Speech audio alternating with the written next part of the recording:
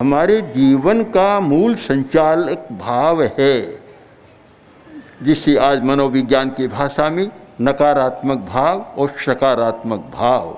हमने ऐसे लोगों को देखा कि बहुत बड़े बुद्धिमान हैं, किंतु नकारात्मक भावों की व्यथा से बहुत पीड़ित हैं। और हमारे पास तो ऐसे सैकड़ों लोग आते हैं जिनमें नकारात्मक हर बात कहते हैं, हम अच्छा सोचना चाहते हैं पर गलत सोचना होता है, जिनमें पता नहीं कितनी बार कभी तो आत्महत्या की बात, कभी पर हत्या की बात, कभी चोरी की बात। और ऐसे लोगों को देखा जिनके पास अपार संपत्ति है, उन्होंने भी कहा कि हमारी समस्या यह है, कमी कोई नहीं पर मन में चोरी करने की बात आ जाती है।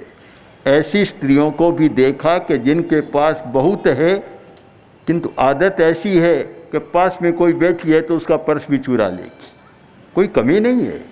ये सब बुद्धि का काम अलग होता है, तर्क का काम अलग है। ये है हमारा सारा व्यवहार का नियामक तत्व। हम कर्मशास्त्र की दृष्टि से विचार करें, भारतीय दर्शन की दृष्टि से विचार करें,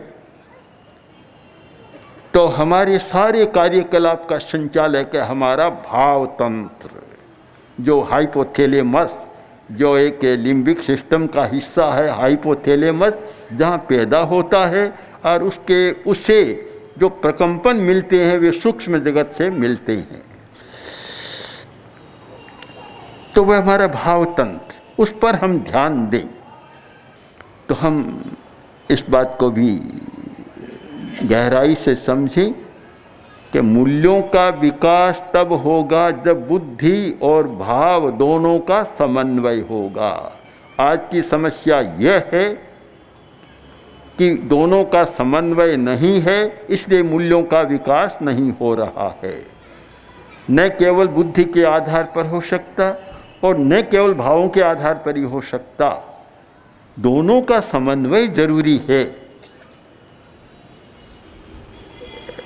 अगर हम यह संतुलन स्थापित कर सकें तो एक तीसरी प्रजाति का जन्म हो सकता है, मूल्यों का विकास हो सकता है। क्योंकि मूल्यों में बाधा क्या है? लोभ, स्वार्थ, ये बहुत बड़ी बाधा है।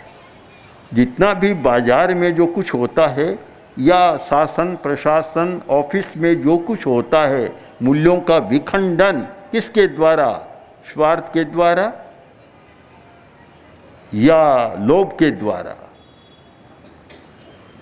ये हो रहा है। ये दोनों भाव है, लोभ भी एक भाव है, स्वार्थ भी एक भाव है, ये कर रही हैं। जब तक इनका परिष्कार नहीं होगा प्रामाणिक व्यवहार नहीं हो सकता।